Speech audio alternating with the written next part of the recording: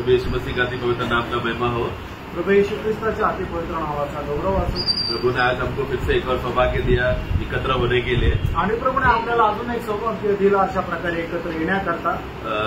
जो last Sunday मैंने मुंबई में एक छोटा आनंद बांटा था, वही मैं इंट्रोडक्शन में बताना चाहता हूँ। आणि मागच्या रविवारी मुंबईमध्ये एक आनंद मी वाटला होता, तेच मी आज तुम्हाला सुरुवातीला सांगत आहे। वो मीटिंग का एक खास, हम जब एकत्र होते समय में, वो एकत्र होने में एक खास बात है, एक अवस्था है जो हम सबको नया जन्म पाया विश्वासी को जानना चाहिए। आणि मीटिंगमध्ये ज्यावेळेला आपण एकत्र येतो त्या ठिकाणी एक खास गोष्ट आहे की जे आपण जाणली पाहिजे, जाणणं गरजेचं आहे। वो ये है कि ये मीटिंग का खासियत ये है कि उस मंडली का, जहां पर स्थानीय मंडली में रहते समय में, उस स्थानीय मंडली के जो लोगों ने प्रभु ने जिन लोगों को नियुक्त किया गया है, वही लोग ही उस स्थानीय मंडली में एकत्र होकर संगति कर सकते हैं, आनंदित कर सकते हैं। आणि प्रभूने स्थानिक मंडळीमध्ये ज्या लोकांची नेमणूक केलेली आहे तेच लोक त्या स्थानिक मंडळीमध्ये एकत्र येऊन प्रभूमध्ये आनंद करू शकतात। मतलब कहने का मतलब यह है कि इस मीटिंग में स्वर्गदूत इसमें भाग नहीं ले सकते।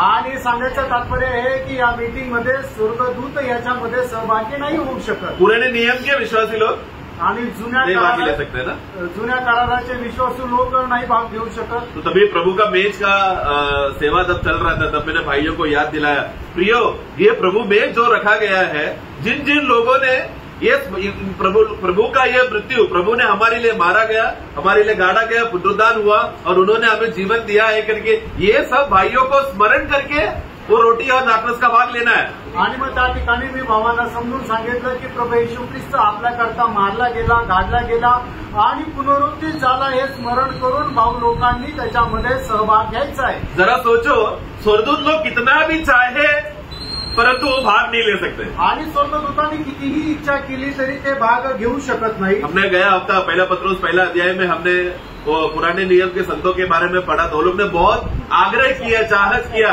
परंतु वचन में लिखा है कि वो उनके लिए नहीं था। पत्रोस कहता है ये तुम्हारे लिए, यानी कि नए नियम के विश्वासी लोगों के लिए। आणि पहिला पेत्र त्याच्या पहिल्या पेत्रमध्ये आपण बघितलं होतं की त्या ठिकाणी जे संत होते त्यांनी इच्छा केली होती की त्यांनी त्याच्यामध्ये तो सहभाग घ्यावा, पण ते त्याच्यासाठी नव्हतं। उसका 12 पढ़ेंगे।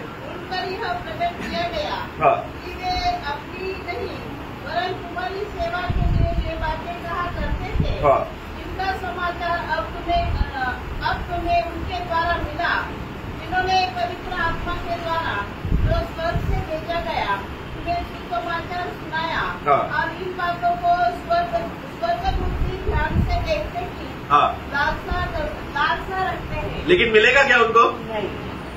मतलब ये सिर्फ मंडली के लिए ही है। पहिले पेत्र त्याचा पहिला अध्याय आणि त्याचं 12 वचन आपण आता वाचलं की मग स्वर्गदूतांना त्याच्यामध्ये सहभाग नाहीये, ते फक्त मंडळी करता आहे। उसी रीति से प्रियो, आज का ये समय, आज का ये पल जो प्रभु ने हमको संगति के लिए अगर दिया है करके बोलते समय में, हम जो नया जन्म पाए हुए लोग हैं, वो खुशी अपने स्थानीय मंडली में वो आनंद सहभागिता के साथ या संगति के साथ प्रकट करने के लिए आए हैं। आपण जे नवा जन्म प्राप्त झालेले आहोत ते आपण स्थानिक मंडळीमध्ये अशा प्रकारे सहभाग घेऊन प्रभूमध्ये आनंद घेण्यासाठी आहे। और ये भाग सिर्फ हमारा है, ये और कोई हमसे छीन नहीं सकता। आणि हा भाग फक्त आपला आहे, आपल्यापासून कोणी तो हिरावून घेऊ शकत नाही। परंतु स्वर्गदूत लोग चाहते हैं, उनको ये वो देखते रहे, समझना चाहते हैं, परंतु उनके लिए नहीं है, सिर्फ हमारे लिए है। आणि स्वर्गदूतांना सुद्धा इच्छा आहे की याच्यामध्ये सहभाग घ्यावा, पण ते त्यांच्याकरता नाहीये, तर फक्त स्थानिक मंडळीसाठी प्रभूने जे निवडलेले लोक आहेत त्यांच्यासाठी आहे। इसलिए हर एक मीटिंग में, हर एक संगति में, हमें भी जब भी हम लोग भाई लोग मिलते हैं समय में, हमें अपने आप को एक बात कहना है,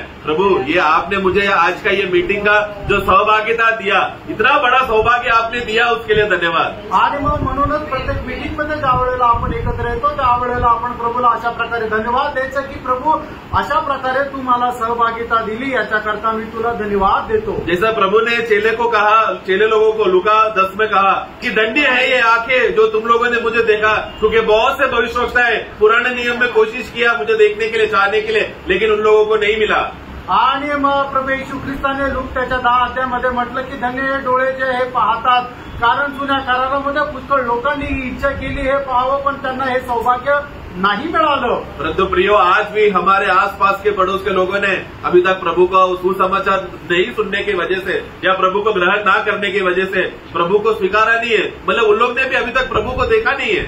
आणि मग अजूनही जे आपल्या आजूबाजूला राहतात त्यांनी प्रभूचा स्वीकार न केल्या कारणाने त्यांनी अशा प्रकारे त्यांना ते सौभाग्य नहीं मिळू शकलं। आप लोगों को खुद पर्सनली मालूम देगा, आपके परिवार में से भी कितने लोग, क्योंकि मुझे मालूम है मेरे परिवार के कितने लोग हैं सुसमाचार बोलने के बाद भी उन लोगों को मानने तैयार नहीं, उन लोगों को यीशु को स्वीकारने तैयार नहीं। कितना दुख की बात है। आणि तुम्हाला माहिती असेल तुमच्या जे परिवारातले कितीतरी लोक आहे, माझ्याही परिवारातले कितीतरी असे लोक आहेत की ज्यांना सुवार्ता सांगितली तरी सुद्धा त्यांनी अजूनपर्यंत प्रभूचा स्वीकार केलेला नाहीये। परंतु हम कितना धन्य है, हमारा यह सौभाग्य है कि अति महान परमेश्वर को ये हम जैसे छोटे लोग जान सके। आणि आपलं केवढं मोठं सौभाग्य आहे की अति महान परमेश्वराला आपण ओळखू शकू। बड़े बड़े लोगों को जब सुसमाचार प्रकट करके दिया गया था, वो लोग बोलते हमको ये यीशु नहीं चाहिए। आणि मोठ्या मोठ्या लोकांना ज्या वेळेला सुवार्ता सांगण्यात आली, त्यांना प्रगट करून दिला होता, त्यावेळेला ते लोक म्हटले की आम्हाला ही सुवार्ता नकोय किंवा आम्हाला हा प्रभू येशू नकोय। परंतु हमें जब ये सुसमाचार मिला तो हम क्या बोलना चाहिए, प्रभु मुझ जैसे कीड़े मकोड़े के ऊपर आपने इतना बड़ा दया दिखाया कि आपका महान दया का प्रकाश आप हमारे अंदर चमके। आणि मग ज्या वेळेला आपल्याला सुवार्ता सांगण्यात येते त्यावेळेला आपण अशा प्रकारे देवाचा धन्यवाद करायला पाहिजे की प्रभू मी तुला धन्यवाद देतो की तुझा तो स्वर्गीय प्रकाश तू माझ्यावर दाखवला आणि त्याचं जे रहस्य आहे ते तू मला प्रगट केलं। इसके लिए प्रियो यहाँ पर आना, मतलब ये जो आज मीटिंग है इसलिए आना पड़ेगा बोलकर, ये एक जबरदस्ती कोई एक जो रिलीजियस एक्टिविटी नहीं है जो हमको कर्म के रीति से करना पड़ रहा है। ये एक बहुत बड़ा सौभाग्य है जो प्रभु ने अपने चुने हुए लोगों को दिया है। ये हमें खुशी के साथ, आनंद के साथ प्रभु को धन्यवाद देते हुए घुटने में गिरकर हमें प्रभु को दंडवत करके उस मनोभावना में हमें आना है मीटिंग में। आणि मित्रांनो, आज संगती आहे म्हणूनच आपल्याला जावं लागेल आणि काहीतरी रूढी परंपरेनुसार आपल्याला काही कर्म करावं लागेल म्हणून आपण आलो असं नाहीये। तर आपल्याला हे मिळालेलं खूप मोठं सौभाग्य आहे, म्हणूनच आपण गुडघे टेकून परमेश्वराला खूप धन्यवाद द्यायला पाहिजे। तो ये यीशु हमें इस भाग्य पदवी में तक पहुंच सके, उसके लिए यीशु को क्या बनना पड़ा, वो मनुष्य बनकर आकर, हमने जैसा गीत गाया, वो मनुष्य बनकर आया, आकाश को छोड़कर, स्वर्ग को छोड़कर भूमि में आया और हमारे लिए दुनिया में कष्ट उठाया। आणि आपल्याला हे सौभाग्य मिळण्याकरता स्वतः प्रभू येशू ख्रिस्त मनुष्य बनून स्वर्ग सोडून पृथ्वीवर आपल्या करता आले आणि आपल्या करता त्यांनी दुःख सहन केलं। परमेश्वर को यीशु बनना पड़ा या मनुष्य बनना पड़ा करके बोलते समय में पियो, वो प्रक्रिया, वो अवस्था एक छोटी बात नहीं है, वो एक बड़ी बात है। वो मनुष्य बन जाना ही एक बड़ी बात है वो। आणि परमेश्वर मनुष्य होणं हे खूप मोठं रहस्य आहे, खूप मोठी गोष्ट आहे। और वो परमेश्वर, वो जब मनुष्य बनकर आया पुण्यदान के द्वारा, वो प्रभु उधर रुका नहीं, उनको भाया, उनको इच्छा हुआ अभी मैं कहाँ पर रहूंगा, हर एक विश्वासियों का हृदय के अंदर आत्मा में बने रहूंगा। तो प्रभु वहां पर मनुष्य बनकर आया, उधर रुकना नहीं है, वो और आगे बढ़ रहा है, अब वो अभी हमारे अंदर है। आणि मग प्रभू जो आहे तो मनुष्य म्हणून या पृथ्वीवर आले आणि ते आपल्या करता मेले, एवढ्यातच संपलं नाहीये, तर मग पुनरुत्थानानंतर प्रभूची इच्छा ही आहे की त्यांनी आपल्या हृदयामध्ये वास करावं। ये है प्रभु का मार्ग जो प्रभु ने हमारे लिए खोल के रखकर प्रभु ने हमारे लिए जो किया हुआ कार्य, आणि हा आहे प्रभूने आपल्या करता ठेवलेलं कार्य। ये है वो सत्य जो प्रभु अपना वचन के द्वारा, अपने हृदय का आग्रह, परमेश्वर का दिल का बात का ये सत्य प्रभु हमारे अंदर आकर बताना चाहता है। आणि हे आहे ते सत्य जे प्रभु आपल्या हृदयामध्ये आल्यानंतर आपल्याला हे सांगू इच्छितो। और ये है वो जीवन जो हमें हमारे अंदर आने की वजह से हम लोग स्वर्ग का हिस्सेदार बनते हैं, स्वर्ग का नागरिक बन रहे हैं, स्वर्ग का अधिकार बन रहे हैं। आणि ते जीवन आपल्यामध्ये आल्याच्या द्वारे आपण मग आता स्वर्गाचे नागरिक होत आहोत। तो इसके लिए प्रभु कहते समय में मैं ही मार्ग सत्य जीवन हूँ करके जब प्रभु बोलते समय में वो एक ऐसे ही शब्द है, प्रभु बोलकर खत्म नहीं कर रहा है। परमेश्वर का दिल की बात, परमेश्वर का हृदय की बात कि पूरा मनुष्य जात जाने, अगर मेरे पास पहुंचना है तो एक ही मार्ग है, वो मेरा पुत्र, एक ही रीति है, वो एक पुत्र, मेरा उसके अलावा कोई और रीत पकड़कर आया तो तुम लोग स्वर्ग में नहीं आ सकते। आणि मग प्रभू येशू ख्रिस्त असंच नाही म्हणत आहे की मार्ग सत्य आणि जीवन मीच आहे, त्याच्या पाठीमागं परमेश्वराची इच्छा हीच आहे किंवा परमेश्वराने आपल्याला दिलेला मार्ग हाच आहे की कोणीही माझ्याकडे येऊ शकत नाही, त्याच्याकरता ठेवलेला केवळ एक मात्र मार्ग तो म्हणजे माझा पुत्र प्रभू येशू ख्रिस्त, याच्याद्वारेच तुम्ही माझ्याजवळ मिळू शकतात. इसलिए यीशु का महानता को हमें बहुत समझना बहुत जरूरी है. आणि म्हणूनच प्रभू येशू ख्रिस्ताची महानता समजणं खूप गरजेचं आहे. हम लोग जब इस यीशु को जब प्रभु बोलकर पुकारते समय में वो क्यों प्रभु पुकारा जाने के लिए योग्य है, ये बेस जानना जरूरी है. आणि येशू ख्रिस्ताला प्रभू म्हणावं असं काय योग्यतेचं आहे, ती योग्यता जाणणं गरजेचं आहे. ये यीशु क्यों मंडली का सिर बनकर मसीह बन गया करके, जिसकी वजह से हम मसीह यीशु करके पुकार सके, ये वो नाम हम पुकार सके, उसका योग्यता, उसके पीछे प्रभु को क्या करना पड़ा, क्या क्या बातें करना पड़ा, ये जब हम लोग ध्यान करते जानते समय में अब अपने आप से हमारा ऑटो से हे प्रभु यीशु करके, यीशु मसीह करके हम पुकारेंगे. आणि मग ज्या वेळेला प्रभू येशू ख्रिस्त कशा प्रकारे मंडळीचा मस्तक झाला, त्याच्या पाठीमागे काय सगळा आधार होता हे ज्या वेळेला आपण ते समजून घेऊ, त्यावेळेला आपल्या मुखातून आपोआप हे प्रभू येशू हा शब्द निघेल. तो यीशु में जब यूहन्ना 14:6 में अपने गया हफ्ते का विषय को थोड़ा आगे बढ़ा रहा हूँ, वहां पर प्रभु ने कहा कि मैं ही मार्ग सत्य जीवन हूँ. आणि प्रभू येशू ख्रिस्ताने योहान त्याचा 14 अध्याय त्याच्या 6 वचनामध्ये म्हटलं की मार्ग सत्य आणि जीवन मीच आहे. तो उस मार्ग को बताने के लिए मतलब एक हे मनुष्य जात, तुम लोग जानो कि पिता परमेश्वर ने मनुष्य जात को समझने के लिए एक तरीका रखा है, एक रीत रखा है. वो एक मनुष्य है, वो एक व्यक्ति है. उस व्यक्ति पर आश्रय करोगे, तुम्हारे पास पिता का पास पहुंचने का पहुंच मिल जाएगा. आणि मग पिता परमेश्वराला जाणण्याचं किंवा पिता परमेश्वराला ओळखण्याकरता पिता परमेश्वराने एक मनुष्य ठेवला की त्या मनुष्याच्या द्वारे आपण पिता परमेश्वराला ओळखू शकतो. ये रास्ता प्रभु ही है करके जब एक व्यक्ति अपना विवेक में उसको जब ये गवाही मिल जाता है, वो वास्तव में सत्य क्या है जान लेगा. आणि मग ज्या वेळेला एका व्यक्तीला हे समजतं की परमेश्वराच्या जवळ जाण्याचा मार्ग प्रभू येशू ख्रिस्तच आहे, हे साक्ष त्याच्या मनामध्ये ज्या वेळेला येते, त्यावेळेला मग तो परमेश्वराच्या जवळ जातो. तो वो सत्य क्या है जान पाएगा. आणि मग सत्य काय आहे त्याला समजतं. सत्य क्या है, सत्य काय आहे, पिता के पास जाने के लिए जो एक मार्ग है, वो एक ही व्यक्ती है, वो है प्रभु यीशु मसीह. आणि सत्य हेच आहे की पित्याजवळ जाण्याकरता केवळ एक मात्र मार्ग आहे आणि तोच सत्य आहे, तो म्हणजे प्रभू येशू ख्रिस्त. अभी ये सत्य में बने रहने के लिए, प्रभु का आगमन तक हमें इसी सत्य में बने रहने के लिए हमें जीवन भी चाहिए. आणि मग या सत्याच्या मार्गावर राहण्याकरता आपल्याला जीवनाची सुद्धा गरज आहे. क्योंकि मनुष्य का इस स्वाभाविक शारीरिक प्राकृतिक जीवन में हम लोग कभी भी यीशु मसीह वापस आने तक तू ही सत्य है, तू ही जीवन है, तू ही मार्ग है करके ये बात को थाम कर रहने के लिए हमारे मनुष्य जीवन में क्षमता नहीं है. आणि आपल्या या स्वाभाविक जीवनामध्ये किंवा आपल्या या शारीरिक जीवनामध्ये येशू ख्रिस्तच मार्ग आहे, येशू ख्रिस्तच सत्य आहे, येशू ख्रिस्तच जीवन आहे, हे धरून राहण्याकरता आपल्या स्वाभाविक जीवनामध्ये ते सामर्थ्य नाही. इसके लिए ऐसा जीवन चाहिए जो मनुष्य इस विषय को अपने आप से कभी उत्पन्न नहीं कर सकता. जब तक सर्वशक्तिमान की ओर से ये जीवन नहीं आ सकता, तब तक ये मनुष्य कुछ नहीं कर सकता. ऐसा जीवन मनुष्य के अंदर चाहिए. आणि त्याच्यासाठी अशा प्रकारचं एक जीवन पाहिजे की जे परमेश्वराच्या द्वारे त्याला मिळालेलं आहे, कारण मनुष्य स्वतःहून अशा प्रकारच्या जीवन नाही जगू शकत. हाँ देखो, हम लोग मनुष्य, हमने गए हफ्ते में इक्लेसियास्टिक्स में हमने पढ़ा ना कि मनुष्य, परमेश्वर ने मनुष्य को तो सीधा बनाया, लेकिन मनुष्य ने बहुत से युक्तियां, बहुत तरीका, अलग अलग तरीका बनाए प्रभु को उपस्थिति में धर्मी बनने के लिए, उनको खुश करने के लिए या एक भक्त होकर के दिखाने के लिए. वो बहुत सब करते हैं. ये है मनुष्य का सबसे बड़ा कमजोरी. आणि उपदेशकाच्या पुस्तकामध्ये मागच्या आठवड्यामध्ये आपण पाहिलं होतं की परमेश्वराने मनुष्याला तर एकदम सरळ बनवलं, पण काय झालं की परमेश्वराच्या समोर आपल्याला स्वतःला नीतिमान ठरवण्याकरता मनुष्याने वेगवेगळ्या मार्गाचा अवलंबन केला, पण त्या मार्गाच्या द्वारे मनुष्य आपल्या स्वतःला परमेश्वरासमोर नीतिमान नाही दाखवू शकत. हम लोग दूसरा तिमोथी 3 का सिर्फ 5 पढ़ेंगे. दुसरं तिमोथेला पत्र त्याचा 3 अध्याय त्याचं 5 वचन. भक्ति का भेष तो धरेंगे. बस ये कहां से, ये क्या है, भक्ति का वेश धारण करना क्या है, मनुष्य का एक युक्ति है. आणि भक्तीचं वेश धारण करणं हा मनुष्याचा एक उपाय आहे की नहीं. ये प्रभु ने बताया हुआ बात है क्या मनुष्य, पवित्र आत्मा मनुष्य को ये बातें बताएगा क्या. आणि पवित्र आत्मा मनुष्याला हे सांगेल का.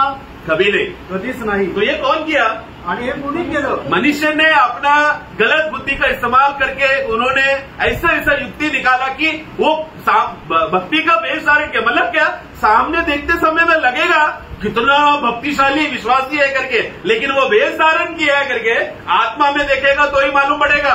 आणि मनुष्याने आपल्या डोक्याच्या उपायाने फक्त अशा प्रकारचे उपाय काढले की जेणेकरून मी खूप मोठा भक्त आहे असं तो दाखवायचा प्रयत्न करतो, आणि जे स्वाभाविक लोक आहेत त्या गोष्टीला फसला पण जातात. त्यांना वाटतं की हा खरोखर किती मोठा भक्त आहे, पण खरोखर आत्म्याच्या द्वारे ज्या वेळेला एक व्यक्ती त्याला पारखतो त्यावेळेला समजतं की हा ढोंगी आहे.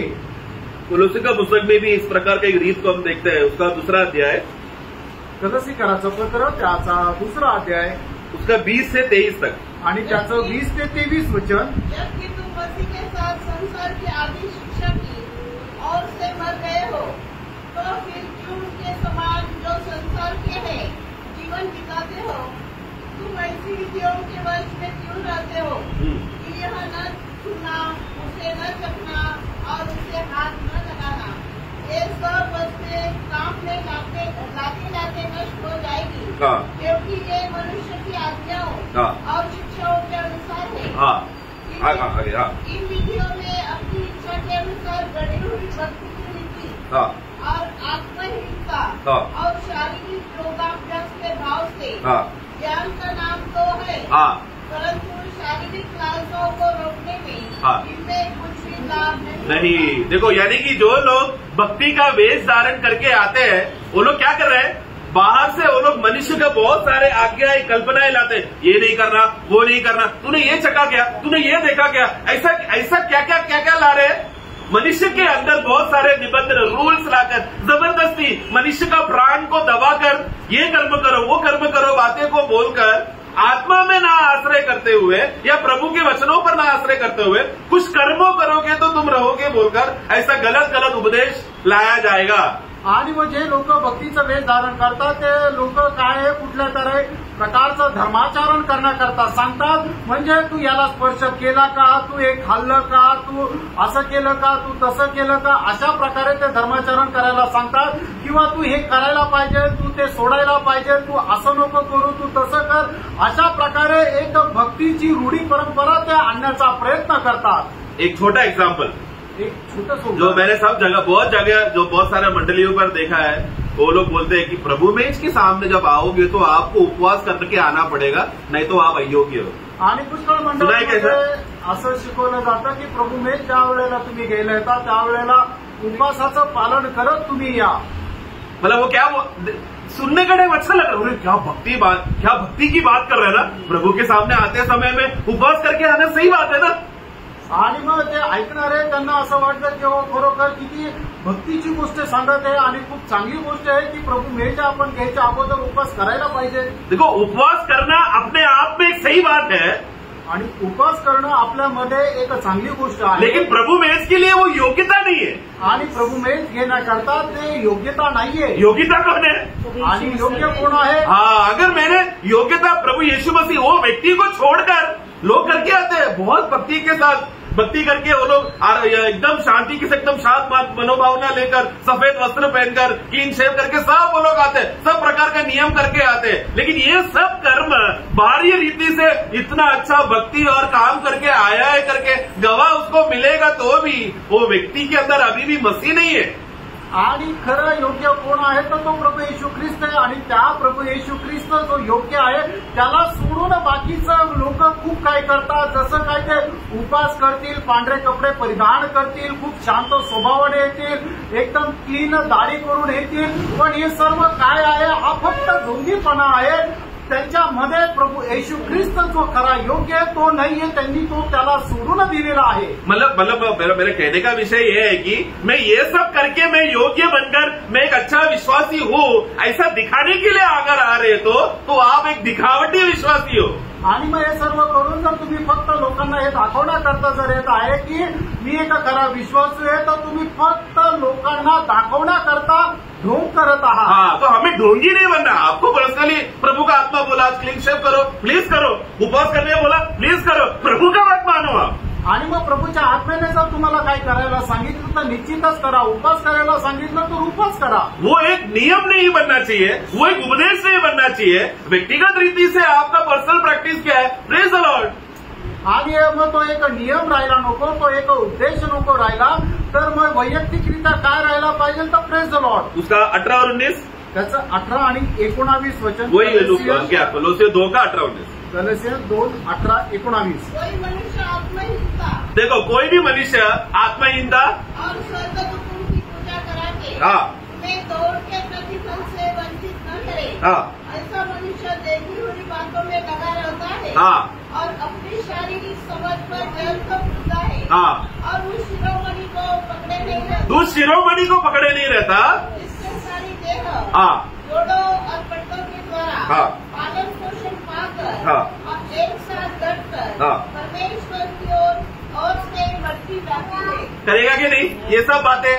मैं अगर मेरा योग्य था, मैं अगर कुछ करके सुबह उठकर पटक से नहाकर उपवास करके आया तो मैं आज योग्य, मतलब उसने मसीह को धारण नहीं किया, उसने अपना कुछ नियम की बातें, कुछ कर्म की बातों को धारण करके आया, मसीह को अलग रखकर वो आया है. ऐसा व्यक्ति आराधना में आकर क्या फायदा? आणि मग एक व्यक्ती एकदम भल्या पहाटे उठला, त्याने आंघोळ केली, दाढी केली, उपवास ठेवला आणि मग तो प्रभू मेज घेण्याकरता तयार होऊन आला.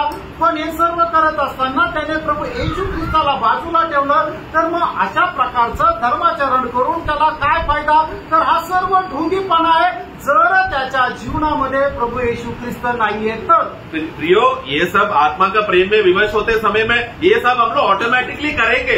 किसी का बात सुनकर या उपदेश पालन करने के लिए नहीं, प्रेम के लिए. मुझे प्रभु के लिए उपवास, मुझे आज बोझ आया, प्रभु आपने मेरे लिए कष्ट सा, दुख सा, क्रूश में उतना वेदना सा, चलो प्रभु मैं भी समर्पण करता हूँ बोलकर उपवास करने में कोई गलत बात नहीं है. लेकिन उसको एक कर्म समझकर, मैं एक बहुत बड़ा कर्म, और वो कसारे कुर्सी में आकर बैठ के फूल के बैठ रहे, क्यों?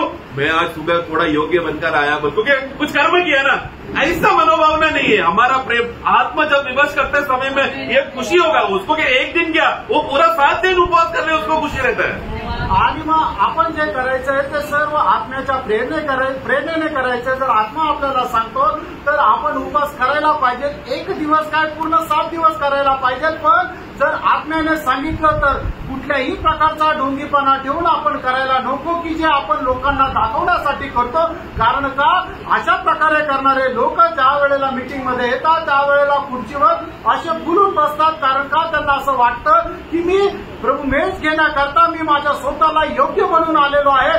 असं लोकांना दाखवण्यासाठी जर काही करतो तर त्याचा काही उपयोग नाही. मराठी में पढ़ना 18 वाक्य. वही कोलोसियों 2:18. एक मनुष्य होण्याच्या इच्छेने देवदूतांची उपासना करणाऱ्या, स्वतःला न दिसलेल्या गोष्टींवर अवलंबून राहणाऱ्या व दैहिक बुद्धीने उगीचच गर्वाने फुटणाऱ्या कोणा माणसाला तुम्हाला फसवून. हाँ, फसून दे. हिंदी में ऐसा आया क्या? कोई तुम्हें फंसाओ नहीं. प्रतिफल से वंचित ना होने के लिए न करे. फसाओ करके शब्द है क्या? वही अर्थ है क्या? वंचित. हाँ, वंचित. यस. इंग्लिश में लिखा है लेट नोबडी चीट यू. ऐसा सब भक्ति का, भेष धारण का, शारीरिक बातें बोलकर, ये बातें सुनकर हमको चीटिंग हो गया हो. वो चीट कर रहे हैं हमको, क्योंकि शारीरिक रीति से नहीं है हमारा तैयारी. हमारा तैयारी हमेशा आत्मा में रहता है. आणि शारीरिक रीतीची कुठल्या प्रकारची तयारी करण्याकरता आपल्याला उपदेश देऊन आपल्याला कोणी फसू नये. कारण आपली तयारी जी आहे ती शारीरिक नाही तर आत्मिक आहे. यही बात पहला पत्रोस पे पत्रोस जब स्त्रियों का वेश धारण के विषय में भी बोलते समय में पत्रोस वहां पर बोलता है कि हे स्त्री है. वहां पर स्त्रियों को बोलते समय में पुरुष भी उसमें है. सिर्फ स्त्रियों के लिए ऐसा नहीं समझना. तुम लोग क्या करना, तुम्हारा बाहर का 3 और 4. पहिले पेत्र त्याचा 3रा अध्याय त्याचा 3 आणि 4 वचन. तुम्हारा श्रृंगार दिखावटी न हो. देखो, दिखावटी मतलब बाहर से ना हो, अर्थात बाल पूछना हाँ। और सोने के गहने हाँ। या भांति भांति के कपड़े पहनना, हाँ। परंतु तुम्हारा छिपा हुआ और गुप्त मनुष्यत्व हाँ, वो कौन है? यीशु मसीह। नहीं, तुम्हारा छुपा हुआ मनुष्य, मतलब हमारा मनुष्य आत्मा. हाँ, पढ़ो यार. नम्रता और मन की दीनता की अविनाशी सजावट से हाँ, सुसज्जित वो सजावट कहाँ रहना चाहिए? हमारे अंदर आत्मा में रहना चाहिए, बाहरी सजावट पे नहीं.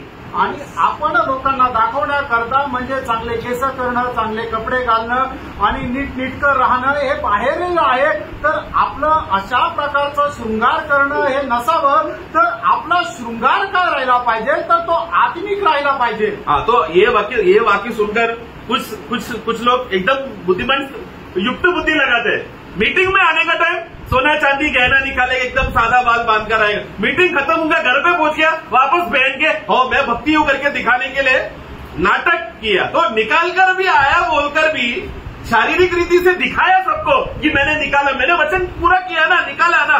वो भी क्या है, भक्ती का ढोंग आहे, वेश धारण किया तो भी। आणि काही लोक अशा प्रकारे ढोंगीपणा करतात की मीटिंगला येण्याच्या अगोदर सर्व प्रकारचे ते आभूषण आहे ते काढून टाकतात ते आणि लोकांना दाखवतात मी सुद्धा भक्त आहे, आणि घरी गेल्यानंतर परत ते घालतात। वो कुछ भी बड़ा फंक्शन आ गया, शादी हो, विवाह का कुछ भी फंक्शन आया तो ऐसा सज के जा रहे हो मानो सबसे, तो जो जिसका विवाह हो रहा है उससे भी ज्यादा सुंदर वो है करके दिखाने के लिए जाते लोग। आणि मग कुठल्या लग्नाला गेले, कुठल्या कार्यक्रमाला गेले, त्यावेळेला ते एवढे नटून थटून जातात की ज्याचं लग्न आहे त्याच्याही पेक्षा मी सुंदर दिसले पाहिजे, अशा प्रकारे अशा उद्देशाने लोक सजतात। हमारा सजावट बाहरी नहीं, दिखावटी नहीं हो, हमारा अंदरूनी मनुष्य सजना चाहिए। मतलब अंदरूनी मनुष्य नम्र नहीं है, दीन नहीं है, गुस्सेलू, नफरती, भेदभाव, ईर्षा करने वाला स्वभाव है, लेकिन बाहर एकदम शुद्ध मन दिखाकर आ रहे तो भी ढोंग कर रहा है।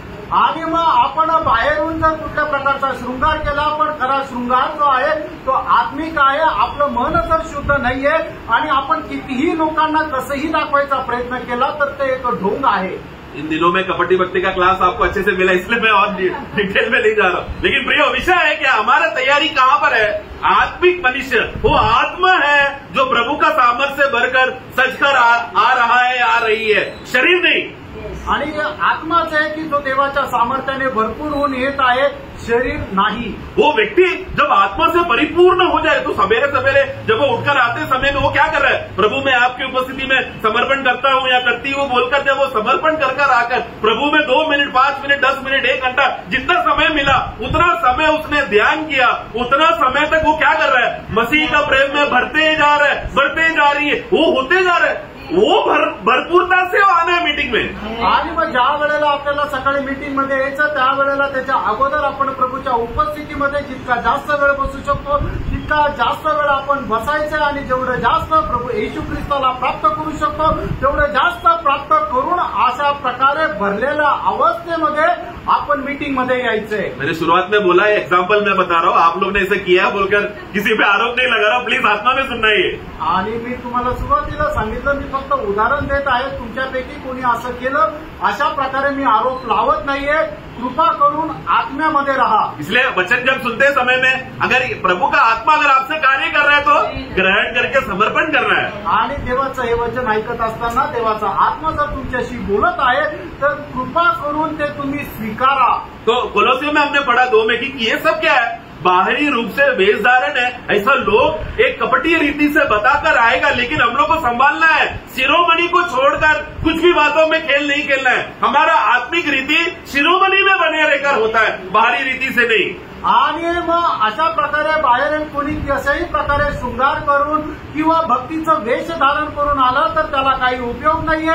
तर खरं जो कोणी प्रभू येशू ख्रिस्ताला परिधान करतो त्याची खरी भक्ती तीच आहे। म्हणूनच अशा प्रकारे शृंगार केलेल्या किंवा भक्तीचं वेश धारण करून गेलेल्या ढोंगी लोकांना बघून आपण फसायचं नाहीये। हाँ, यस, फंसने का अवस्था ये हम लोग विश्वासी हो जाने के बाद क्या है, हम लोग एकदम मासूम बन जाते, कोई भी कुछ भी बोलेगा हम लोग स्वीकार लेते हैं। आणि आपण विश्वासू झाल्यानंतर काय की आपल्याला कोणी काही बोललं तर लगेच आपण त्याचा स्वीकार करतो। लेकिन पौलोस है ना, बड़े लोगों का मंडली का गवाही, आपको मालूम है, वाक्य नहीं ले रहा, वो लोग के सामने आकर कुछ भी वचन बोलो, वो लोग क्या करेगा, वचन को जाकर परखेगा। ऐसा मनोभावना हमें होना चाहिए। मैं भी आपको जो भी सामने बोल रहा हूँ, जेबू बोल रहा है बोलकर सही नहीं, वचन बोल रहा सही है, ऐसा आपका मनोभावना होना चाहिए। आणि आपली मनोभावना, आपली कल्पना, आपले विचार अशा प्रकारे राहायला पाहिजे की मंडळीमध्ये आल्यानंतर आपल्याला जो कोणी काही वचन आहे ते आपण निश्चितच पडताळायला पाहिजे की बायबलमध्ये ते वचन तसंच सांगतंय का। यस, तो ऐसा समय में जब हम लोग वचन पढ़ते समय में तब वो वचन बात करता है, ये वचन हमको गवाही देता है, हमारे अंदर तब वो एक सुकून और एक शांति मिलता है। अरे यही तो बात है, यही तो वचन का सही अर्थ है बोलकर आत्मा हमको गवाही देगा। आणि मग अशा प्रकारे ज्या वेळेला वचन शोधून आपण वाचतो त्या वेळेला ते वचन आपल्याशी बोलतो आणि त्या वचनाच्या द्वारे आपल्याला शांती मिळते आणि मग आपल्याला ते समजतं की हेच वचन आहे की जे माझ्या जीवनामध्ये कार्य करतंय। परंतु हमारे पास समय नहीं है, नोट लिखकर बुक में नोट लिखकर रख दिया, लेकिन घर पर जाकर वापस रवंद करना चाहिए करके वो अनुभव के लिए टाइम नहीं है। आणि आपण काय करतो, इथे येतो आपल्या वहीमध्ये लिहून जातो, पण घरी जाऊन परत ते आपण काढून मनन करत नाही। नासिक मंडली तो एक तो अच्छा काम कर रहे हैं कि वो लोग एटलीस्ट रेफरेंस तो लिख रहे हैं। मैं कितने मंडलियों में गया, रेफरेंस लिखने के लिए भी वो लोगों के पास टाइम नहीं। आधा लोगों को बाइबल का किताब ही किधर है ढूंढने के लिए वो लोग इंडेक्स ढूंढते हैं। आणि नाशिकच्या मंडळीचं एक चांगलं आहे की इथं आल्यानंतर वचन जे सांगितलं जातं ते तुम्ही कमीत कमी लिहून तरी घेतात, पण मी अशा काही मंडळी बघितलेल्या आहे की ते वचन सुद्धा लिहून घेत नाही आणि वचन वाचायला सांगितलं तर ते कुठलं पुस्तक कुठे आहे हे शोधण्याकरता त्यांना अनुक्रमानिका बघावी लागते। परंतु हम जो भी कुछ प्रभु के लिए करें, परमेश्वर का महिमा के लिए हम जो भी कुछ करते हैं समय में, वो आत्मिक मनुष्य, वो व्यक्ति आत्मा में अपना मनुष्य आत्मा के जो रहते समय में पवित्र आत्मा के मदद से जब ये सब काम करता है, वही कर्म योग्य काम है, बाकी सब शारीरिक है। आणि आपण जी गोष्ट आत्म्यामध्ये राहून करतो तीच गोष्ट प्रभूच्या गौरवाकरता होते आणि तीच गोष्ट आत्मिक राहते, बाकी सर्व गोष्टी शारीरिक आहे। तो प्रियो, ये सब बातें हमको मुमकिन करके देने के लिए यीशु मसीह हमारे लिए मार्ग बनकर आया। आणि या सर्व गोष्टी शक्य करण्याकरता प्रभू येशू ख्रिस्त आपल्याकरता मार्ग होऊन आला। ये मार्ग हमें समझने के लिए वही हमारा सत्य बना, ताकि हम लोग इस मार्ग को जब पहचानेंगे हमारे अंदर सत्य बन जाता है। आणि मार्ग समजण्याकरता प्रभू येशू ख्रिस्त स्वतः सत्य झाला आणि हे सत्य ज्या वेळेला समजून जातं त्यावेळेला ते सत्य आपल्या जीवनामध्ये येतं। और इसी में प्रभु का आगमन तक बने रहने के लिए जो जरूरत का जीवन चाहिए, जो बल चाहिए, जो सामर्थ्य चाहिए, जो बहाव चाहिए, वो जीवन भी प्रभु यीशु मसीह स्वयं बनकर हमारे अंदर है, जिसके वजह से प्रभु का आगमन तक हम योग्य रीति से उसमें बने हैं। आणि प्रभू येशू ख्रिस्ताच्या आगमनापर्यंत आपण स्थिर राहण्याकरता प्रभू येशू ख्रिस्त स्वतः जीवन झाला की ते जीवन आपल्याला मिळाल्यानंतर प्रभू येशू ख्रिस्ताच्या आगमनापर्यंत आपण स्वतः प्रभू येशू ख्रिस्तामध्ये स्थिर राहू शकतो। यीशु मसीह अकेला काफी है ना हमारे लिए, इतना सब कार्य करके हमें योग्य बनाकर स्वर्ग में पहुंचा कर देना अकेला काफी है ना। आणि प्रभू येशू ख्रिस्त यासाठी पुरेसा आहे ना की आपल्याला स्थिर बनून योग्य बनून आपल्याला स्वर्गामध्ये पोहोचवावं। लेकिन उनका जैसा और एक मददगार मिल गया तो, आणि त्याच्यासारखा अजून एक सहाय्यक भेटला तर मतलब डबल फोर्स हो गया ना। आणि मग डबल ताकद। वही हम लोग यूहन्ना 17:14 में ही जो हम लोग प्रभु का हमारे लिए मार्ग सत्य जीवन है, उसी अध्याय में प्रभु देखो वहां पर 16 और 17 पढ़ते समय में प्रभु वहां पर कहता है, आणि योहान त्याचा 14 अध्याय त्याचं 16 आणि 17 वचन, मैं पिता से विनती करूंगा हाँ, और वह तुम्हें एक और सहायक भेजेगा। आगे हाँ, सर्वदा तुम्हारे साथ रहेगा, वो सर्वदा तुम्हारे साथ रहेगा। सत्य का आत्मा। देखो सत्य का आत्मा मतलब हमारे अंदर सत्य बनना चाहिए ना, वो आत्मा सत्य का आत्मा बनकर पवित्र आत्मा आएगा। और आगे जिसे संसार ग्रहण नहीं कर सकता, देखो जो संसार पा नहीं सकता, क्योंकि वह न उसे देखता है हाँ, और न उसे जानता है। हाँ, तुम उसे जानते हो, तुम उसे जानते हो, क्योंकि वह तुम्हारे साथ रहता हाँ। देखो प्रिय, हम पवित्र आत्मा को जानते हैं क्या? है। जो हाँ बोला मतलब पवित्र आत्मा उनके अंदर है, क्योंकि आत्मा हमसे बात कर रहे हैं, वो लोग जानते हैं। आणि मग पवित्र आत्मा आपल्याशी बोलतो आपल्याला माहित आहे। जिनको जवाब नहीं देने मतलब कौन है वो लोग, कौन से कैटेगरी के लोग हैं? आणि जे उत्तर देत नाही याचा अर्थ ते कुठल्या कॅटेगरीचे, उधर ही लिखा है जो संसार के लोग हैं उनको ग्रहण नहीं होता। प्रियो, इसके लिए हमेशा मीटिंग में एक्टिव रहना चाहिए प्रियो, सवाल जवाब में तुरंत जवाब रहना चाहिए, क्योंकि आत्मा जिसके अंदर वो आत्मा का वो प्रभाव का कार्य करेगा, तुरंत फोटो में जवाब आता है प्रियो। आणि मीटिंग मध्ये आल्यानंतर निश्चितच आपल्याला विचारलेल्या प्रश्नाचे आपण उत्तर द्यायला पाहिजे, कारण का की पवित्र आत्मा ज्याच्यामध्ये राहतो लगेच तो आपले ओठ उघडून उत्तर देतो। तो यीशु ने ऐसा नहीं बोला कि मैं जा रहा हूँ और फिर मेरे बदले कोई और आएगा, ऐसा नहीं कह रहा है। एक और सहायक आणि प्रभू येशू ख्रिस्ताने असं नाही म्हटलं की मी जात आहे आणि माझ्या बदल्यात मग आता अजून एक माझ्या बदल्यात कोणी येत आहे, तर तसं न सांगता प्रभू येशू ख्रिस्ताने काय म्हटलं, अजून एक सहाय्य, मतलब ये सहायक जैसे यीशु ने चेलों को बताया कि तुम उस पिता के पास पहुंचने के लिए जो मार्ग, सत्य, जीवन, जो जो बातें मैं हूं करके अभी तक जो तुम लोग समझे है ना, उतना ही शक्तिशाली, उतना ही फोर्स वाला, उतना ही प्रभावशाली वाला एक और व्यक्ति है, पवित्र आत्मा। जब वो आएगा तुमको सारा सत्य बातें समझाकर मेरी बातें तुमको याद दिलाएगा। आणि मग प्रभू येशू ख्रिस्ताने सांगितलं की मार्ग, सत्य आणि जीवन मीच आहे आणि मी गेल्यानंतर अजून एक सहाय्यक येईल की जो तुम्हाला सर्व प्रकारचं जे सत्य आहे ते तुम्हाला उघड करून सांगेल आणि मी सांगितलेल्या ज्या गोष्टी आहेत त्या तुम्हाला स्मरण करून देईल। उसका 14 का 26 आणि योहान त्याचा 14 अध्याय त्याचं 26 वचन वाचा। परंतु सहायक अर्थात पवित्र आत्मा जिसे पिता मेरे नाम से भेजेगा वह तुम्हें सब बातें सिखाएगा हाँ। और जो कुछ मैंने तुमसे कहा है Yes। वह सब तुम्हें स्मरण कराएगा। लियो, ऐसा अनुभव हुआ है क्या?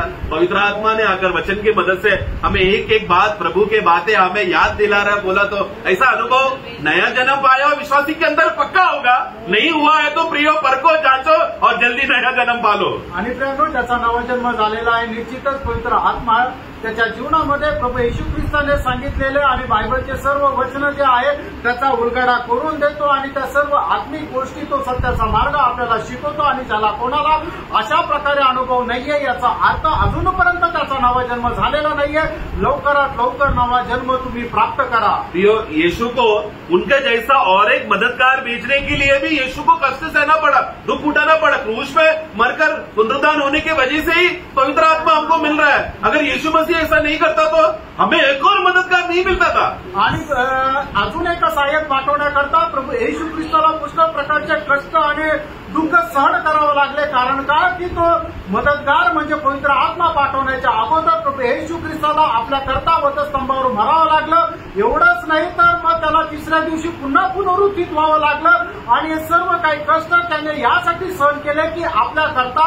एक मदतगार, एक सहाय्यक त्याने पाठवावा।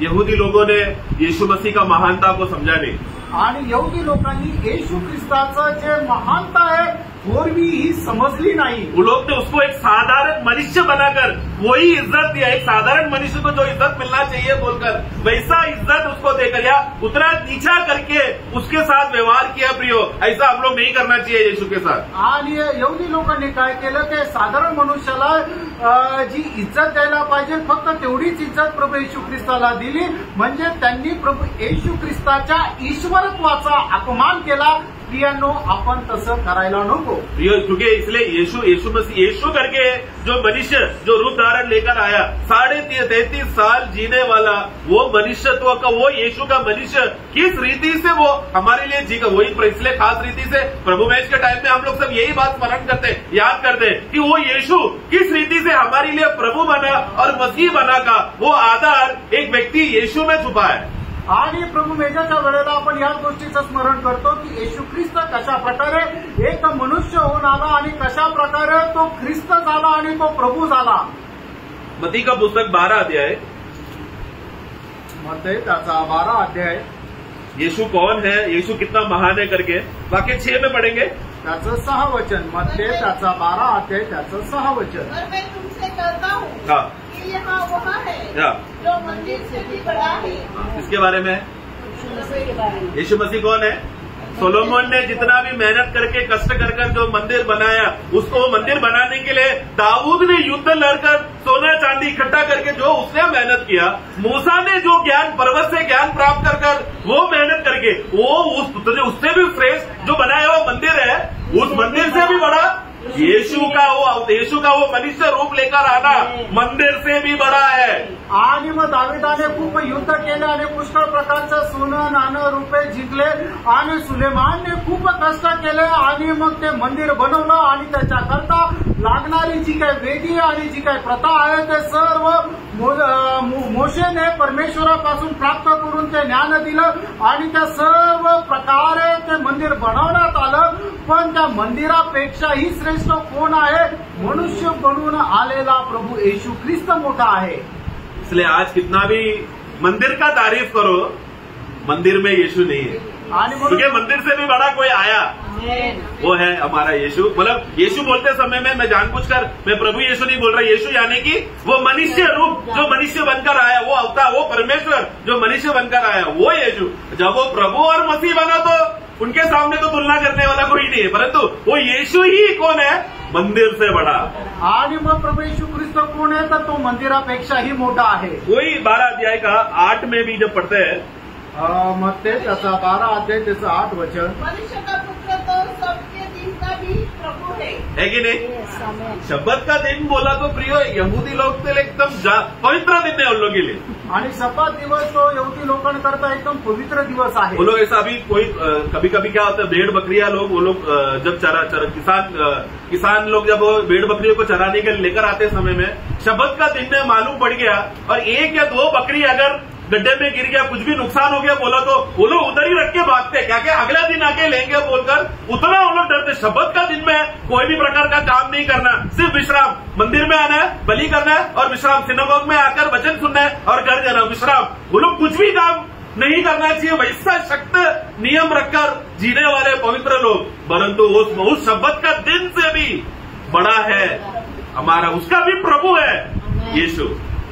आणि शब्बतच्या दिवशी मेंढपाळ लोक ज्या वेळेला आपले मेंढरं चारायलासाठी घेऊन जातात आणि त्या दिवसामध्ये जर कोणी मेंढरू जर त्या खड्ड्यामध्ये पडलं आणि मग शब्बत दिवस येत आहे तर कोणीही ते मेंढरू काढण्याकरता जात नाही, कारण शब्बतच्या दिवशी कुठल्याही प्रकारचं काम करायचं नाही, अशा प्रकारची आज्ञा आहे। आणि ती आज्ञा जी आहे ते एकदम तंतोतंत पाळतात की शब्बतच्या दिवशी फक्त सिनागोगमध्ये मंदिरामध्ये जायचंय, देवाचं वचन ऐकायचंय आणि कुठल्याही प्रकारचं काम करायचं नाही, तर ते दुसऱ्या दिवशी जाऊन आपले ते मेंढर काढतात। अशा प्रकारे एकदम पवित्र रीतीने ते शब्बत दिवस पाळतात। पण या ठिकाणी परमेश्वराचं वचन 8 वचनामध्ये काय सांगितलं की येशू ख्रिस्त शब्बतापेक्षाही मोठा आहे।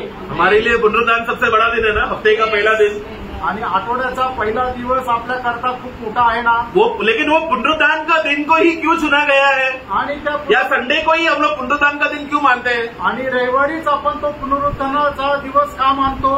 क्योंकि उस दिन यीशु का पुनरुत्थान हुआ है, कारण त्या दिवशी येशू ख्रिस्ताचं पुनरुत्थान तो झालं। पुनरुत्थान का दिन का खासियत क्यों है? क्योंकि उस पुनरुत्थान का दिन का प्रभु यीशु है।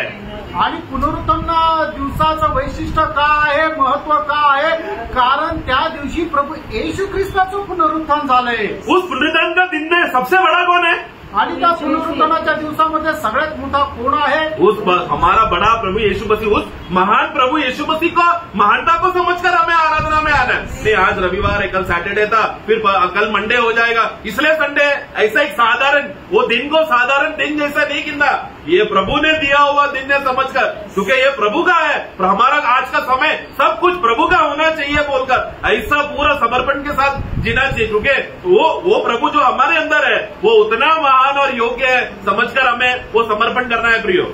आणि रविवारचा दिवस आहे, आठवड्याचा पहिला दिवस आहे, म्हणून आपण मंदिरामध्ये जायचंय, चर्चमध्ये जायचंय आणि आराधना करायची आहे। अशा प्रकारे एक साधारण दिवस आहे तो, आणि म्हणून जायचंय असं नाहीये। तर तो रविवारचा दिवस यासाठी आहे की कारण का की तो एक पुनरुत्थानाचा दिवस आहे की ज्या दिवसामध्ये प्रभू येशू ख्रिस्त मेल्यानंतर तिसऱ्या दिवशी तो जिवंत झाला, असा तो एक पवित्र दिवस आहे। आणि त्या दिवसाला एवढं महत्व देत, त्याला एवढं पवित्र मानत आपण ते आपल्या मनामध्ये ठेवत आपण प्रभूच्या आराधनेकरता एकत्र यायचंय। वही मती 12 का 41 और रेफरेंस के लिए लिख देना लूका 11 का 32, दोनों में से कोई एक वाक्य पढ़ लेना। मत्ते त्याचा 12 अध्याय त्याचं 41 वचन आणि लूक त्याचा 11 अध्याय त्याचं 32 वचन। निर्णय के लोग न्याय के दिन इस युग के लोगों के साथ उठकर उन्हें दोषी ठहराएंगे, क्योंकि उन्होंने योना का प्रकाश सुनकर मन फिराया। अब देखो यहाँ वह है जो योना से भी बड़ा है। कौन है? योना से भी बड़ा। हाँ, मतलब प्रभु यीशु मसीह, मतलब वो यीशु जो मनुष्य बनकर आया वो योना से भी बड़ा है। आणि येशू ख्रिस्त जो मनुष्य होऊन आला तो योनापेक्षाही मोठा आहे। यीशु का मनुष्यत्व का इतना खासियत है प्रियो, मतलब ये वो मरने की पहले की बात है। यीशु हमेशा महान है। वो यीशु पहले से ही प्रभु है, पहले से ही मसीह है। वो मरकर पुनरुत्थान हो गया इसलिए खास हो गया, ऐसा नहीं है। वो जन्म से ही पवित्र, निष्पाप, निष्कपट, निष्कलंक, उनमें कोई भी प्रकार का दाग नहीं, पाप कर नहीं सकता। वो जन्म से यीशु का स्वभाव ऐसा है। आणि प्रभू येशू ख्रिस्त जो आहे तो मनुष्य होऊन आल्यानंतर पवित्र झाला असा नाहीये, तर तो आधीपासूनच पवित्र आहे आणि तो मनुष्य झाल्यानंतर त्याने काही प्राप्त नाही केलं, तर तो पहिल्यापासूनच तसा पवित्र आहे। और पुनरुत्थान के बाद भी वो ज्यादा खास हुआ ऐसा नहीं, वो जब से मनुष्य है तब से वो पवित्र है। आणि जेव्हापासून तो मनुष्य तेव्हापासून तो पवित्र आहे, पुनरुत्थानानंतर पवित्र झाला असं नाही। क्योंकि कुछ लोग ऐसा सिखाते हैं यीशु पुनरुत्थान के बाद ज्यादा पवित्र बना, मनुष्य अवतार में जब मनुष्य बच्चा बनकर आया, जब यीशु आया तब वो पवित्र नहीं। पुनरुत्थान ऐसा नहीं है प्रियो, यीशु जन्म से ही पवित्र है। आणि काही लोक अशा प्रकारे शिकवतात की प्रभू येशू ख्रिस्त ज्या वेळेला मनुष्य होऊन आला तो बालकपणापासूनच पवित्र नव्हता, पण प्रभू येशू ख्रिस्त ज्या वेळेला पुनरुत्थान झाला त्यावेळेला तो पवित्र झाला। अशा प्रकारे लोक चुकीचं शिक्षण देतात, तसं नाहीये। प्रभू येशू ख्रिस्त जन्मापासूनच पवित्र आहे, त्याच्या ठाई कुठलंही पाप नाही। तो ये यीशु जो हमारे लिए मार्ग बनकर आया, जो मार्ग हमारे लिए बन गया, ये यीशु कौन है वास्तव में? मनुष्य रहते समय में ही तभी कौन है? वो योना से भी बड़ा है। आणि प्रभू येशू ख्रिस्त जो आपल्याकरता मार्ग होऊन आला, तो प्रभू येशू ख्रिस्त कोण आहे? तर तो योनापेक्षाही मोठा आहे। योना वहां पर जब वो समुद्र का मच्छी का पेट में जब था, वो प्रार्थना कर रहा है, प्रभु मैं ये ना नरक जैसा अनुभव कर रहा हूं। 3 दिन 3 रात एक नरक का अनुभव योना का हुआ। आणि योना त्या वेळेला त्या माशाच्या पोटामध्ये होता 3 दिवस आणि 3 रात्र, त्यावेळेला त्याने ते नरक यातना सहन केल्या आणि तिथे राहून त्याने प्रभूकडे प्रार्थना केली। परंतु यीशु कौन था? 3 दिन और 3 रात वो सचमुच पाताल में जाकर जो योना जो छोटा अनुभव किया, वो सचमुच वो वहां पर जाकर छुटकारा का प्रचार देकर आकर नरक का फाटकों को तोड़कर विजय होकर आया हुआ महान यीशु। इसलिए यीशु योना से भी बड़ा है। आणि प्रभू येशू ख्रिस्त कोण आहे की तो 3 दिवस आणि 3 रात्र जे आहे तो त्या ठिकाणी तो पाताळामध्ये गेला आणि त्या ठिकाणी सुद्धा त्याने तो प्रचार केला आणि मग ते नरकाचे फाटक तोडून मग तो वरती आला। अभी समय बहुत 2-3 मिनट ही है, इसके लिए मैं सिर्फ वचन बोलकर विषय बता देता हूँ। उसका अगला वाक्य में मत्ती 12 का 42 में और लूका 11:31 में 31 में मत्ते त्याचा 12 अध्याय त्याचं 42 वचन आणि लूक त्याचा 11 अध्याय त्याचे 31 वचन। हाँ, दक्षिण की रानी न्याय की दी। हाँ, उसका आखिरी बात पढ़ लेना खाली। और देखो यहाँ वो है हाँ। जो सुलेमान से भी बड़ा है। देखो यहाँ मतलब यीशु जब बोल रहा है तब यीशु कौन है? सुलेमान से। देखो यीशु पुनरुत्थान होकर सोलोमन से महान हो गया, ऐसा गलतफहमी दे रहे ना। यीशु जब भूमि में था तब से ही वो कौन है? सुलेमान से भी महान। ये महान यीशु है, हमारे लिए मार्ग बनकर, सत्य बनकर जीवन बन गया। आणि प्रभू येशू ख्रिस्त पुनरुत्थानानंतर सुलेमानापेक्षा थोर नाही झाला, तर त्या वेळेला तो मनुष्य होऊन या पृथ्वीवर होता तेव्हापासूनच तो सुलेमानापेक्षा थोर होता आणि तोच प्रभू येशू ख्रिस्त आपल्याकरता मार्ग होऊन आला। यूहन्ना 4 का 12 से 14। योहान त्याचा 4 अध्याय त्याचं 12 ते 14 वचन। क्या तो हमारे पिता याकूब से बड़ा है? हाँ। जिसने हमें यह कुआं दिया हाँ। और आके अपनी संतान और अपने प्रियो सवाल समझना, वहां पर समरिया का स्त्री कहती है क्या तू हमारा पूर्वज याकूब यानी कौन? अब्राहम इसहाक का पुत्र याकूब, उस याकूब से भी आप बड़े हो क्या, महान हो क्या? हमें तो ये कुआं वो याकूब हमको देकर गया। यीशु क्या कहता है? यीशु ने उसको उत्तर दिया, हाँ। जो कोई यह जल पिएगा वह फिर प्यासा होगा। हाँ, मतलब याकूब का पानी तुम पियोगे तो तुमको क्या होगा? प्यासा होगा। लेकिन मनुष्य का पुत्र जो पानी तुमको देगा आगे, परंतु जो कोई उस जल में से पिएगा जो मैं उसे दूंगा, हाँ। वह फिर अनंत काल तक प्यासा न होगा। हाँ, तो सवाल का जवाब क्या है? क्या तू याकूब से भी बड़ा है क्या? जवाब क्या है? हाँ।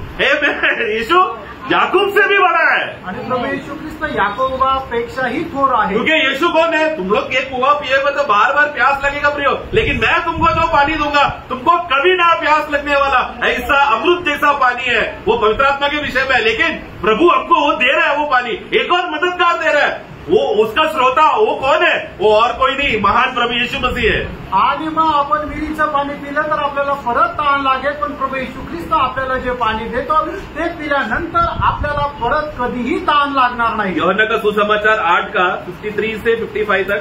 आणि योहान त्याचा 8 अध्याय त्याचं 53 ते 55 वचन। हमारा पिता अब्राहम तो मर गया, क्या तू उससे बड़ा है? क्या तू उससे बड़ा? सवाल क्या है? क्या तू अब्राहम से भी बड़ा है क्या? आगे और भविष्यवक्ता भी मर गए।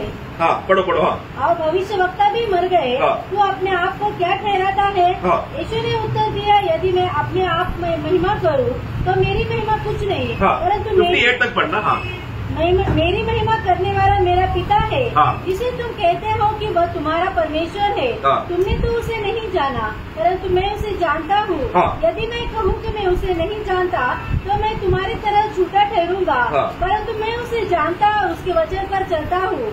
तुम्हारा पिता अब्राहम मेरा दिन देखने की आशा से। देखो, तुम्हारा पिता अब्राहम, जिसको तुम लोग महान बोल रहे हो ना, मेरा दिन देखने के लिए उसका आगे तरस रहा था। आणि तुमचा पिता अब्राहम, ज्याला तुम्ही खूप थोर म्हणता ना, तो माझा दिवस बघण्याकरता कळवळलेला होता और उसने उसी दिन देखकर आनंदित हुआ। Yes. आणि त्याने त्याच दिवशी माझा दिवस पाहून तो आनंदी झाला। उसका 58 भी पढ़ना। यीशु ने उनसे कहा, मैं तुमसे सच सच कहता हूँ हाँ। कि पहले इसके कि अब्राहम उत्पन्न हुआ, हाँ। मैं हूँ। हाँ, अब्राहम से भी पहले मैं हूँ। आणि या ठिकाणी प्रभू येशू ख्रिस्त अशा प्रकारे म्हणताय की अब्रामाच्या अगोदरही मी होतो। वो यहूदियों के लिए ये बात दुर्पदेश है। अगला वाक्य में देखो, लोगों ने पत्थर उठाया। आणि पुढच्या वचना 59 वचनामध्ये पाहतो की त्यांना हा एक दुरुपदेश वाटला, म्हणून येशू ख्रिस्ताला मारण्याकरता त्यांनी दगड उचलले। क्योंकि वो लोग शरीर में यीशु को देख रहे, वो लोग यीशु को जो महानता दर्जा देना चाहिए वो लोग देना नहीं है। प्रियो, ये यीशु जो हमारे लिए मार्ग सत्य बनकर, ये यीशु कौन है? अब्राहम से भी बड़ा है। आणि प्रभू येशू कोण आहे? तर तो अब्रामापेक्षा सुद्धा मोठा आहे। इब्रानियों का पुस्तक 3 का 3 से 6। आणि इब्री बस 5 मिनट लेकर मैं खत्म कर देता हूँ। इब्रीकराचं पत्र त्याचा 3रा अध्याय 3 ते 6 वचन। क्योंकि यीशु हाँ। मूसा इतना बड़ा महिमा के योग्य समझा गया है, हाँ। जिनका की घर का बनाने वाला घर से बढ़कर हाँ। आदर रखता है। हाँ। क्योंकि हर एक घर का कोई न कोई बनाने वाला होता है। हाँ। पर जिसने सब कुछ बनाया वो परमेश्वर है। Yes. मूसा तो परमेश्वर के सारे घराने में सेवक के समान विश्वास योग्य रहा। हाँ। जिन बातों का वर्णन होने वाला था, हाँ। उनकी गवाही दे। हाँ। परंतु मसीह पुत्र के समान हाँ। परमेश्वर का घराने का अधिकारी। बस बस बस। तो वहाँ पर पुराने ये यहूदी लोग क्या है, मूसा बोलो तो इतना महान, क्योंकि परमेश्वर का घर बनाने वाला मूसा है बोलकर मूसा को चढ़ा के रखने वाला। आणि यहूदी लोक काय आहे की मोशेला खूप महान मानायचे, कारण का की मोशेने परमेश्वरासाठी घर बनवलं, भवन बनवलं। परंतु इब्रानी का दास बता रहा है, यहाँ पर मूसा से भी ये बड़ा है। आणि इब्रीकराचा दास या ठिकाणी सांगत आहे की या ठिकाणी मोशेपेक्षाही एक श्रेष्ठ आहे। तुम लोग मूसा के नाम में जो भी क्योंकि वहाँ पर बहुत सारे उस समय में बहुत सारे यहूदी लोग मूसा महान है बोलकर मसीह की बातों को, उपदेशों को छोड़कर चले गए। आणि मग त्यावेळेला काय आहे की पुष्कळ लोक मोशेच सगळ्यात श्रेष्ठ आहे असं समजून ते मानत होते, आणि असं मानून त्यांनी प्रभू येशू ख्रिस्ताचा उपदेश नाकारून ते प्रभू येशू ख्रिस्ताला सोडून निघून गेले। उनका घमंड तोड़ने के लिए वहाँ पर बोल रहे हैं, मूसा जो घर बनाया है वो सिर्फ एक दास है, परंतु उस घर का मालिक प्रभु यीशु मसीह है। आणि मग त्यांचा गर्व तोडण्याकरता म्हटलेलं आहे की मोशेने जे घर बनवलेलं आहे तो मोशे एक दास आहे, पण त्या घराचा मालक प्रभू येशू ख्रिस्त आहे। प्रेरितों का कार्य 13 का 36-37। आणि प्रेषित त्याचा 13 अध्याय त्याचं 36 आणि 37 वचन। क्योंकि दाऊद का परमेश्वर की इच्छा के अनुसार अपने समय में सेवा करके सो गया। हाँ। और अपने बाप दादों में जा मिला और सड़ भी गया, परंतु जिसको परमेश्वर ने खिलाया हाँ। वह सड़ने का नहीं पाया। हाँ, yes। सड़ने नहीं पाया। हाँ। इसलिए भाइयों, हाँ, बस। तो वहाँ पर लूका वहाँ पर एक बात वहाँ पर रिकॉर्ड कर रही है, प्रेरितों का कार्य जो लूका ने लिखा वो एक बात वहाँ पर रिकॉर्ड कर रहे हैं। उस समय में यहूदी लोग क्या बोल रहे हैं, हमारा दाऊद कितना बड़ा है, तो उनका आया। आणि मग यहूदी लोक म्हणतात की दाऊद खूप श्रेष्ठ आहे, और उसके जैसा राजा और कोई नहीं, आणि त्याच्या समान राजा कोणी नाही। और ये एक दिन 1000 वर्ष में दाऊद ही राजा बनेगा। आणि मग 1000 वर्षाच्या राज्यामध्ये दाऊदच राजा बनेल। उनका घमंड तोड़ने के लिए ये बात रिकॉर्ड किया गया है। त्यांचा गर्व तोडण्याकरता ही गोष्ट नमूद केलेली आहे। दाऊद अब मरकर अपने बाप दादाओं के साथ मिल गया और अभी भी सड़ रहा है, वो लोग सड़ गए। आणि मग दाऊद मेला आणि मग त्याच्या पूर्वजांसोबत त्याला पुरण्यात आला, आणि अजूनही तो तिथेच आहे आणि तो कुजला आहे। हम लोग भी ये गलती करते हैं प्रियो, आणि आपण ही चूक करतो। वो गांव का वो पास्टर है ना वो बड़ा है, वो मंदिर का पास्टर वो बड़ा है, वो मंडली में ये पास्टर बड़ा है बोलकर उधर इधर लोगों को वो लोग बड़ा चढ़ाकर रखते हैं प्रियो। लेकिन वो लोग जब मर जाएंगे वो लोग भी गाड़ा जाएगा, वो लोग सड़ जाएंगे, लेकिन एक कब्र अभी भी खुला है। वो है यीशु मसीह का प्रभु सड़ा नहीं, उनका शरीर कभी सड़ा नहीं, क्योंकि वो महान है, सभी लोग मनुष्यों से श्रेष्ठ है हमारा प्रभू यीशु मसीह। आणि आपण हे करतो काय सांगतो की नाही तो अमुक बालक आहे ना तो खूप मोठा आहे, तो दुसरा जो आहे तो खूप श्रेष्ठ आहे, अशा प्रकारे आपण मनुष्याला श्रेष्ठ म्हणतो. पण हे सगळे लोक ज्या वेळेला मरतील त्यावेळेला त्यांचं शरीर कुजल्या जाईल. पण एक खबर अजूनही उघडी आहे, एक शरीर अजूनही कुजलेलं नाहीये, ते म्हणजे प्रभू येशू ख्रिस्त आहे, जो सर्वात श्रेष्ठ आहे. आदम से जो भी जन्म लिया है वो कितना भी महान, अलेक्जेंडर द ग्रेट करके ना, सिकंदर द महान करके नाम है उसका नाम, अलेक्जेंडर द ग्रेट करके बोला, कितना भी वो महान हो जाने दो, यीशु के सामने सड़ने वाला मनुष्य है वो.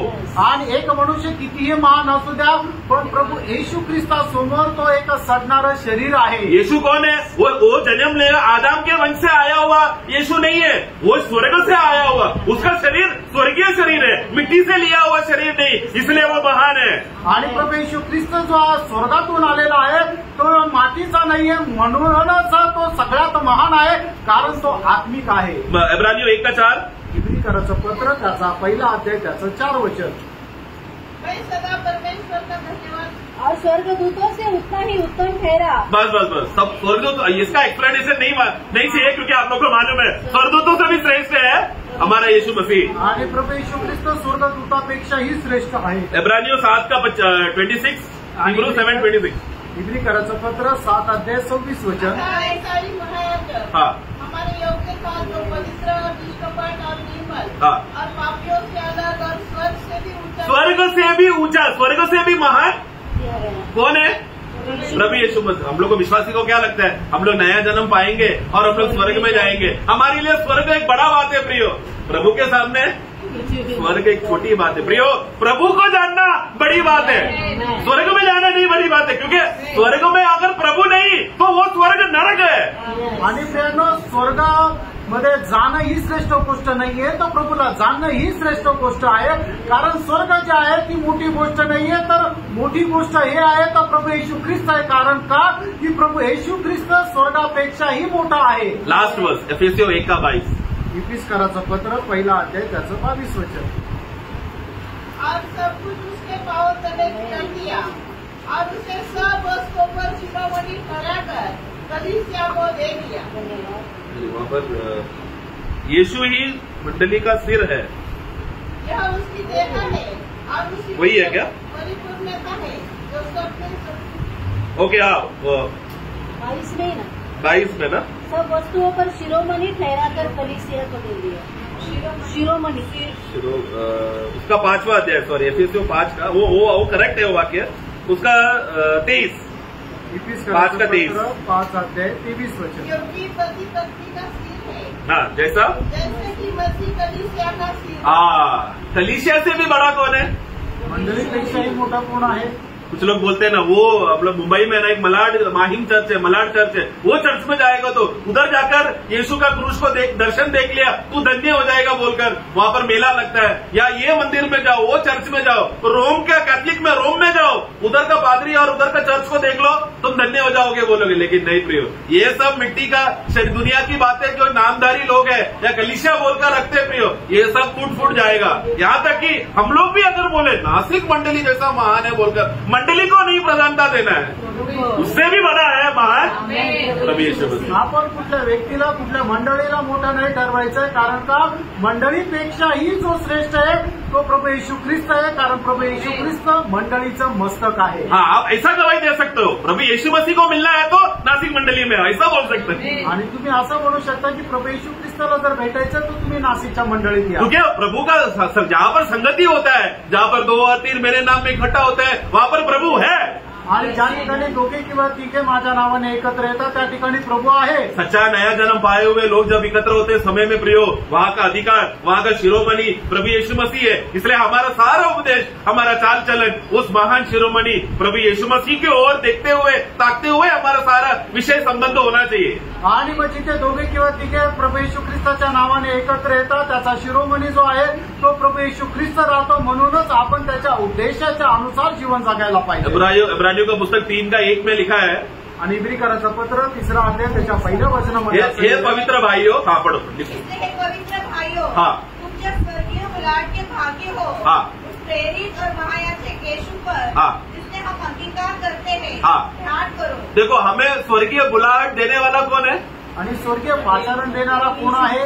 उस प्रभु को तुम लोग ध्यान से देखो। आणि त्या प्रभूला तुम्ही लक्ष लावून पहा। हमें पवित्र बनाने वाला कौन है? आपल्याला पवित्र बनवणारा कोण आहे? उस यीशु को तुम लोग ध्यान से देखो। आणि त्या येशू ख्रिस्ताला तुम्ही लक्ष लावून देखो कि वो कैसा हमारे लिए मार्ग बना, हमारे लिए सत्य बना, हमारे लिए जीवन बना। आणि कसा तो आपल्याकरता मार्ग झाला, कसा आपल्यासाठी तो जीवन झाला, कसा आपल्यासाठी तो सत्य झाला। उन्होंने कैसा उनके जैसा और एक मददगार भेजा, आणि कसं त्याच्यासारखा अजून एक सहाय्यक त्याने पाठवला। उतना ही नहीं, ये परमेश्वर एक समय में सिर्फ हमारा सृष्टि करता था, हम लोग उनको सिर्फ परमेश्वर परमेश्वर करके बोलने के लिए भी योग्यता नहीं था। लेकिन प्रभु यीशु मसीह क्रूस पर मरकर बलिदान होने के बाद जो कोई भी उस यीशु को स्वीकारा, यूहन्ना 1:12 के अनुसार अभी हम लोग परमेश्वर का संतान कहलाए जाने का अधिकार भी मिल गया। आणि याच्या अगोदर आपण परमेश्वराला फक्त परमेश्वर परमेश्वर म्हणू शकत होतो, पण प्रभू तो वो ऐसा बुलाने का भी योग्यता नहीं था। आणि आपल्याला परमेश्वराला परमेश्वर म्हणून हाक मारण्याची सुद्धा योग्यता नव्हती,